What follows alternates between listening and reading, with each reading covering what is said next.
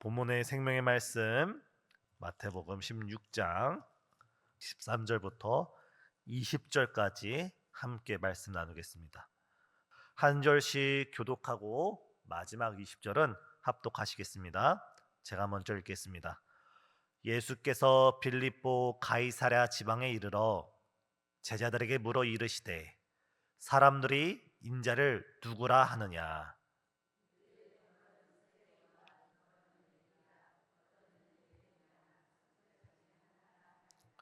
이르시되 너희는 나를 누구라 하느냐.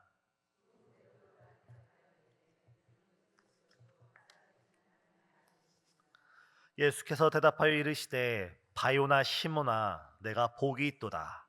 이를 내게 알게 하니는 혈육이 아니요 하늘에 계신 내 아버지시니라.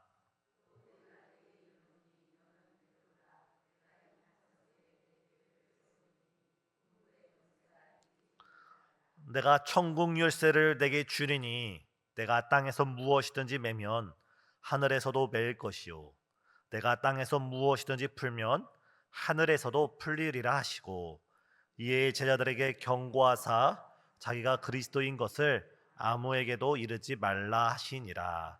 아멘.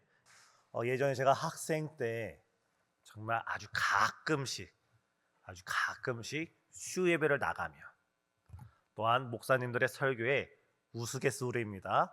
가끔씩 설교를 듣다 보면 우리 예수님께서 언제 재림하실지는 알지 못하지만 분명한 사실은 비 오는 날 수요일 저녁 예배 때 주님이 오실 것이다 라는 그런 이야기를 들은 적이 있습니다. 우리 옆에 계신 우리 성도님들께 우리 웃으면서 인사하겠습니다. 참 잘 오셨습니다.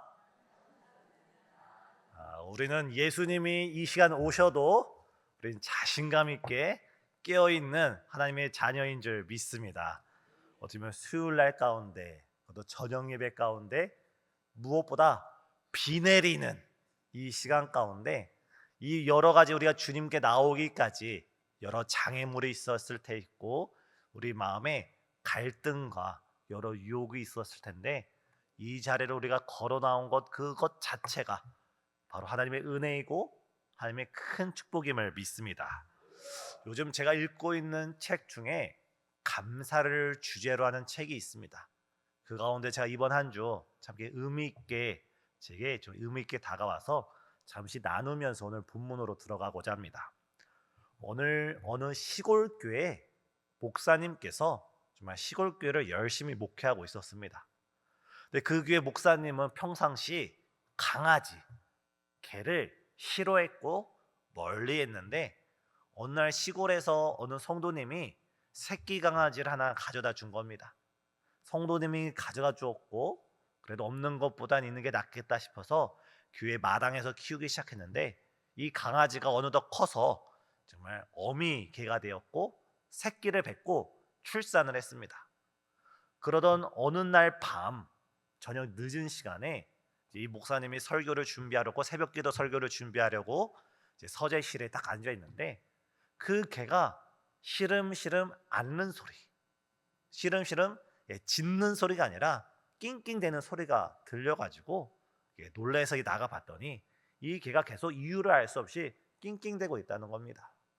그럼 밤새 동안 그 개를 병간호를 하다가 새벽 예배 설교도 제대로 준비하지 못하고 다음날 어찌어찌 예배를 드린 다음에 아침 일찍 그 마을에 그 촌에 있던 유일한 수의사를 찾아가서 이 개를 보여줬더니 그 수의사가 하는 말이 이 개가 얼마 전에 음식을 잘못 먹어서 소가 되지 않았을 거고 그로 인해 지금 젖이 나오지 않아서 이 개가 그 새끼들에게 젖을 주지 못해서 더 낑낑댄 것 같습니다 하면서 이 수의사가 약을 처방해주고 그 개에게 치료를 해줘서 그 개가 비로소 자신의 젖을 자녀에게 물릴 수 있을 때 그 신음소리가 멈춰졌다라는 말입니다.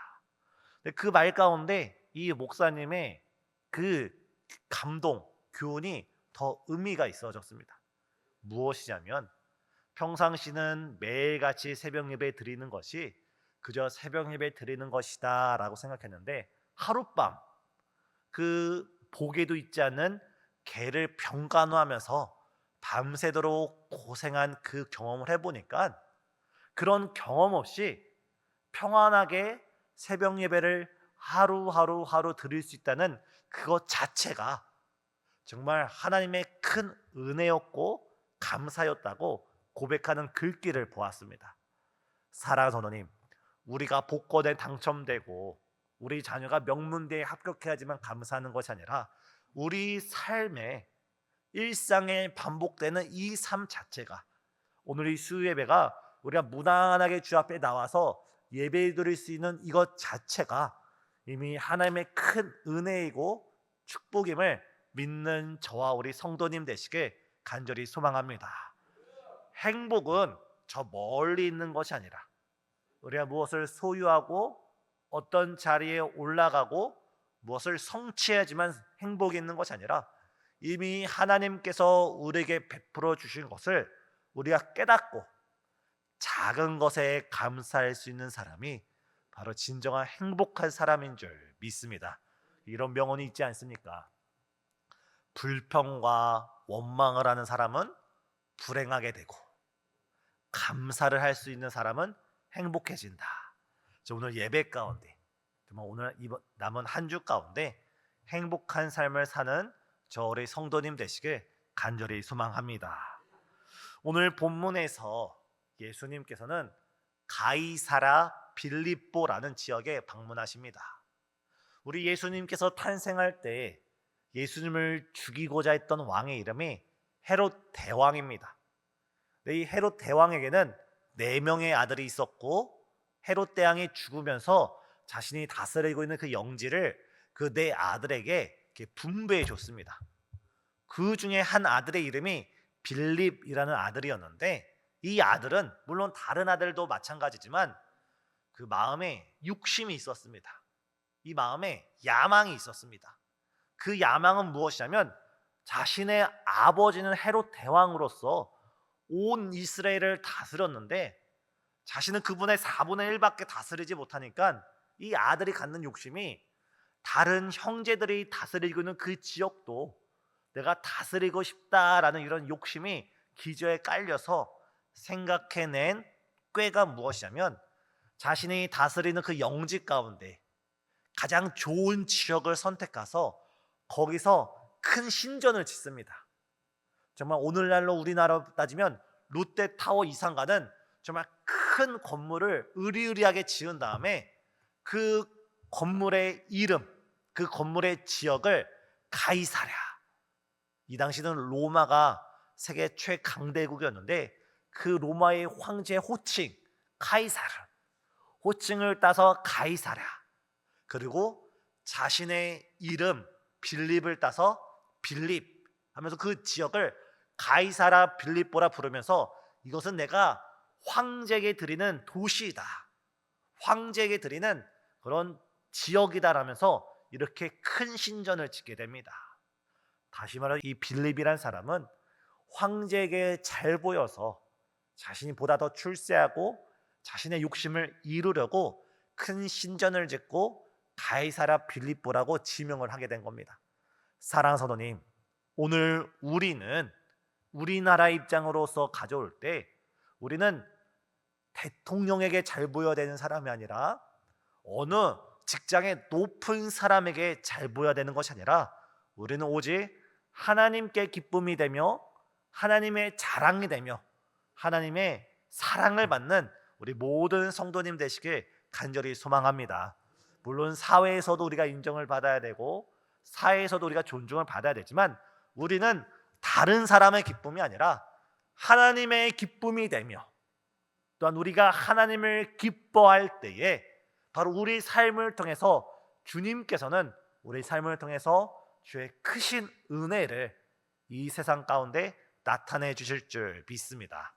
우리가 대통령 같은 자리는 아닐지라도 유명한 기업의 CEO 같은 우리가 재물과 명예는 없을지라도 정말 우리의 삶이 하나님의 기쁨이 되고 또 하나님을 기뻐하는 삶을 살아갈 때 우리에겐 이름이 없을지라도 하나님이 보시기에 기뻐하시고 하나님이 보시기에 우리를 자랑하신다면 그것이 우리의 인생의 최고의 축복이지 않습니까? 바로 그 신앙 가운데 나아가는 우리 모든 성도님 되시길 바랍니다. 바로 그 지역에 이르렀을 때 예수님께서 오늘 말씀에서 13절에서 이렇게 말하고 있습니다. 저희 13절 같이 읽겠습니다. 예수께서 빌립보 가이사랴 지방에 이르러 제자들에게 물어 이르시되 사람들이 인자를 누구라고 하느냐. 이제 배경을, 이게 환경을 볼 수 있습니다. 사람에게 잘 보이기 위해서 지어진 큰 신전과 정말 세상의 가치를 따라가는 그 지역 한복판에서 예수님께서 말씀하시기를 지금 여러 사람들이 나를 가리켜서 누구라고 하느냐. 그러자 14절에 제자들이 이렇게 고백합니다. 14절 또한 같이 읽겠습니다. 이르되 더러는 세례 요한, 더러는 엘리야, 어떤 이는 예레미야나 선지자 중에 하나라 하나이다. 제자들이 말을 하는 겁니다. 누구는 예수님을 보고 세례 요한이라고 말을 합니다. 아니, 어떤 이는 엘리야라고도 하고 또 어떤 분은 예레미야나 구약에 있는 여러 선지자 중에 한 사람과 같다라고 지금 이야기를 하고 있습니다. 참 신기하지 않습니까? 예수님은 한 분이신데 그 한 분 예수님을 바라보는 사람들의 입장에 따라서 그 예수님을 다 다르게 바라보고 있는 것입니다. 우리 성도님 혹시 사자성어 중에 맹인모상, 군맹무상이란 사자성어를 들어본 적 있습니까? 저도 이 표현은 처음 들어봤습니다. 근데 이 다음에 예화를 들으면 알고 있습니다 라고 대답할 겁니다. 옛날에 어느 인도의 한 임금이 큰 코끼리를 가져다 놓고 4명의 맹인들을 불렀다고 합니다. 그 맹인들을 보고 코끼리를 만지게 한 다음에 당신이 만지는 코끼리가 어떤 모습입니까? 라고 질문을 했을 때 코끼리의 두꺼운 다리를 만진 맹인은 이 코끼리를 보고 큰 기둥과 같습니다. 큰 기둥과 같습니다. 그래서 두 번째 맹인이 몸통을 만졌습니다. 몸통을 만지고 이거는 기둥이라 보기에는 면적이 너무나 큽니다. 그건 큰 벽과 같습니다 라고 말했다고 합니다. 세 번째, 코끼리의 코를 만진 사람이 이것이 뱀치고는 두껍고 이게 구렁이 내지 아나콘다가 되지 않을까요? 그러다 코끼리의 귀를 만진 맹인이 이거는 마치 부채와 같이 펄럭이고 있습니다. 다시 말해서 앞을 보지 못하는 맹인들은 자신들이 만지고 자신들이 경험한 그 테두리 안에서 예수님을 이해했습니다. 어떻게 보면 오늘날 우리가 이 맹인들처럼 또 본문에 나타난 다른 사람들처럼 예수님을 바라볼 수도 있습니다. 우리가 영적으로 맹인이 돼서 우리가 영적으로 앞을 보지 못하여서 예수님이 누구인지 알지 못한다면 우리가 이 본문에 나타난 이 어리석은 다른 사람들처럼 예수님을 메시아라고 보지 않고 예수님을 그리스도라고 보지 않고 각자의 이해관계에 따라서 때론 누군가는 예수님은 나의 물질을 풍요롭게 해주시는 분입니다. 또 누구는 예수님은 나의 질병을 고쳐주시는 분입니다. 또 누구는 예수님은 나를 출세케 해주시는 분입니다.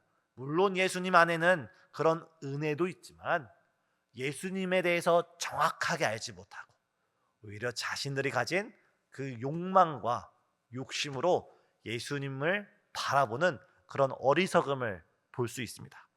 바로 이때 예수님께서는 제자들에게 어떻게 말씀하셨나요? 저희 15절 같이 읽겠습니다. 이르시되 너희는 나를 누구라 하느냐. 예수님께서 묻는 겁니다. 다른 사람은 그렇게 말하는데 다른 사람들 말고 지금 너는 나를 지난 3년 6개월 동안 따라오는 너희들은 나를 누구라고 고백하느냐. 예수님께서는 다른 사람이 고백하고 다른 사람이 말하는 예수님을 알고 싶은 것이 아니라 지금 우리가 믿고 따르고 있는 예수님, 지금 우리가 믿고 따라가는 그 예수님을 우리가 누구라고 섬기고 있는지를 알고 싶으신 것입니다. 바로 이때 16절에 시몬 베드로가 이렇게 대답합니다. 16절 같이 읽겠습니다. 시몬 베드로가 대답하여 이르되 주는 그리스도시요 살아계신 하나님의 아들이시나이다. 시몬 베드로가 이때 주는 그리스도십니다. 주는 메시아입니다.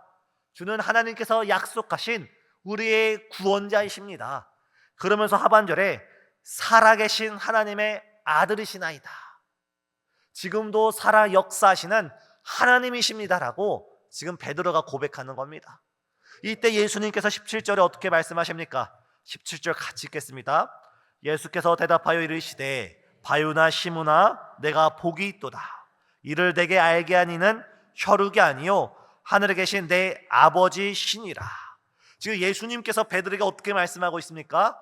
베드로가 이 신앙 고백을 하자마자 예수님께서 베드로에게 말하기를 바요나 시모나, 베드로야, 그의 가장 사랑스러운 애칭 시모나 부르시면서 네가 복이 있다, 네가 복 받을 거야, 네가 잘 될 거야가 아니라 이 고백을 하는 것 자체에 이미 시몬에게 복이 있음을 선언하고 계시는 것입니다. 사랑하는 성도님, 이 자리에 이 수요 저녁 예배 가운데 아까도 말씀드렸듯이 비 오는 이날 때로는 끼니를 거닐면서 이 자리에 나와서 주는 그리스도시요 살아계신 하나님의 아들이라고 우리가 고백을 드릴 수 있다는 이것 자체가 이미 하나님께 큰 복을 받은 하나님의 백성임을 믿는 저와 우리 성도님 되시길 간절히 소망합니다. 지금 이 시간 하나님이 우리에게 더 무엇을 주시지 않더라도, 하나님이 우리에게 무엇을 이루어 주시지 않더라도 우리가 이 시간 주는 그리스도시요 살아계신 하나님의 아들이라는 믿음의 고백이 정말 우리 가운데 살아있다면 이 믿음을 주신 것 자체가 바로 큰 은혜와 축복을 받은 증거인 줄 믿습니다. 때로는 사람들은 자신이 가진 것으로 인해서, 더 많이 가지는 것으로 인해서 행복을 찾으려고 합니다. 제가 요즘 감사라는 주제로 책을 읽고 있다고 말씀을 들었습니다. 영국에서 있었던 어느 예화입니다. 영국의 어느 한, 우리나라로 따지면 양반, 영국으로 따지면 어느 한 귀족이 집무실에 있다가 집안을 돌아다니다가 부엌 안에서 일하고 있는 여하인들이 이야기하는 걸 들었습니다. 어느 한 여자 하인이 이렇게 말하는 겁니다. 지금 우리 집에 지금 어려운 일이 생겨서 나에게 5파운드만 있었으면 너무 행복하겠다. 나한테 5파운드만 있으면 너무 행복하겠다.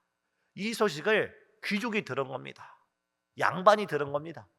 이 양반이, 이 귀족이 내 집에서 일하고 있는 그 하인들이 5파운드, 쉽게 말해서 정확하지 않지만 우리나라 돈으로 따지면 만 원이 없어서 힘들어하는구나 싶어가지고 다음날 하인들을 다 같이 불렀습니다.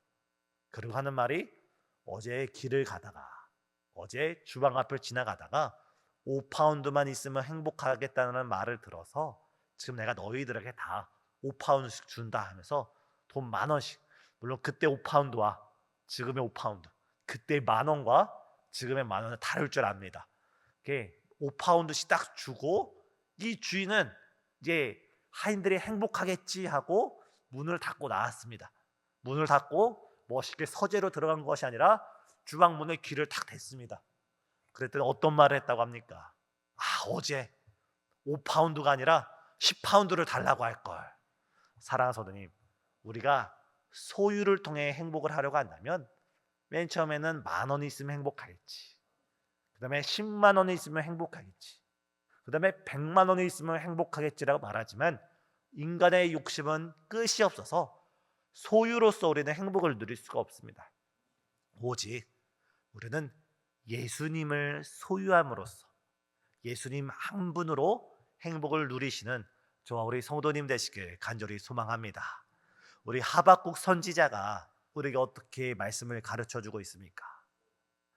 비록 무화과 나무가 무성하지 못하고 포도나무에 열매가 없고 외양간에 소가 없고 짐승이 없고 자신이 가진 것이 아무것도 없을지라도 오직 나는 여호와로 인하여 기뻐하며 구원의 하나님으로 인하여 즐거워하리로다. 바로 하나님 한 분으로 기뻐하고 즐거워하는 성도가 참 복된 성도인 줄 예수님의 이름으로 간절히 축복합니다. 우리 예수님으로 인하여 기뻐하고 예수님으로 인하여 즐거워하며 예수님으로 인하여 행복한 삶을 사는 저 우리 성도님 되시길 간절히 소망합니다. 바로 이때 예수님께서는 이 고백을 하는 베드로에게 이렇게 말씀을 주십니다. 18절 같이 읽겠습니다. 또 내가 내게 이르노니 너는 베드로라. 내가 이 반석 위에 내 교회를 세우리니 음부의 권세가 이기지 못하리라. 주는 그리스도시요 살아계신 하나님의 아들이라는 이 고백을 하는 사람들, 그 신앙 고백 위에 예수님께서는 교회를 세우신다는 겁니다. 베드로라는 한 사람 위에 세우는 것이 아니라 이 고백을 하는 모든 사람들 고백 위에 하나님께서는 주님의 교회를 세우신다는 것인데, 그 놀라운 축복이 19절에 있습니다. 저희 19절 같이 읽겠습니다. 내가 천국 열쇠를 내게 주리니 내가 땅에서 무엇이든지 매면 하늘에서도 매일 것이요 내가 땅에서 무엇이든지 풀면 하늘에서도 풀리리라. 지금 19절에 예수님께서 베드로에게 천국 열쇠를 준다고 하지만 이것이 베드로 한 사람에 주는 것이 아니라 교회들에게 주는 그리스도시요 살아계신 하나님의 아들이라고 고백하는 믿음의 사람들, 교회에게 주님께서는 천국 열쇠를 준다는 겁니다. 그 표현이 무엇이냐면 땅에서 잠그면 하늘에서도 잠그고 땅에서 풀면 하늘에서도 풀린다는 겁니다. 무엇이 땅에서 잠글 때 하늘에서 잠기고 땅에서 풀 때 하늘에서 풀리겠습니까? 이것을 잘못 해석하고 있는 많은 사람들이 있지만 성경은 성경으로 해석돼야 되는 줄 믿습니다. 오늘 본문 마태복음 16장 19절의 말씀을 기억하시면서 길을 잃지 마시고 마태복음 18장 18절 19절 마태복음 18장 18절 19절 20절을 펴주시기 바랍니다. 지금 16장에서는 무엇이든지 땅에서 매면 하늘에서도 매일 것이요 땅에서 풀면 하늘에서도 풀리리라 했던 그 예수님의 말씀이 정확하게 18절 19절 20절에 있습니다. 저희 18장 18절 19절 20절 같이 읽겠습니다. 진실로 너희에게 이르노니 무엇이든지 너희가 땅에서 매면 하늘에서도 매일 것이요 무엇이든지 땅에서 풀면 하늘에서도 풀리리라. 진실로 다시 너희에게 이르노니 너희 중에 두 사람이 땅에서 합심하여 무엇이든지 구하면 하늘에 계신 내 아버지께서 그들을 위하여 이루게 하시리라. 두세 사람이 내 이름으로 모인 곳에는 나도 그들 중에 있느니라. 아멘. 20절부터 올라갈 때 무슨 말씀입니까? 주는 그리스도시요 살아계신 하나님의 아들이라고 고백하는 그 사람이 2명만 있어도 3명만 있어도 그곳에 부활하신 예수님께서 함께 하신다는 것입니다. 바로 이 자리 가운데 우리 부활하신 예수님이 함께하고 있음을 믿습니다.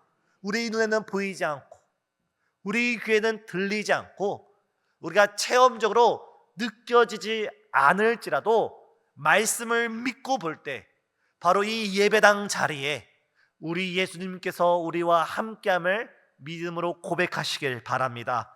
19절로 올라가면 너희 중에 그 두 사람이 그 세 사람이 한 마음이 되어서 그들이 합심하여서 기도를 할 때 무엇이든지 구하면 하늘에 계신 내 아버지께서 그들을 위하여 이루시리라.